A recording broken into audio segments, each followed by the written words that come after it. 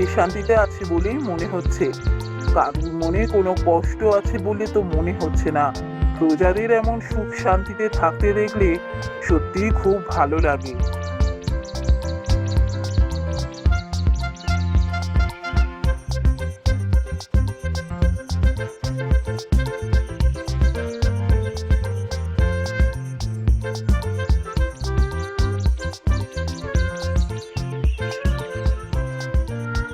এ কি, এখানে একজন বয়স্ক মহিলা এভাবে মাথায় হাত দিয়ে বসে আছেন?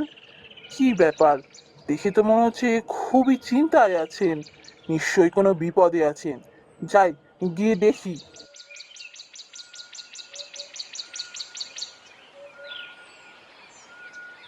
কি গো বুড়িমা, তুমি এখানে এভাবে বসে আছো কেন? কি হয়েছে? তোমাকে দেখে তো খুব চিন্তিত বলে মনে হচ্ছে। কোনো বিপদ হয়েছে নাকি গো?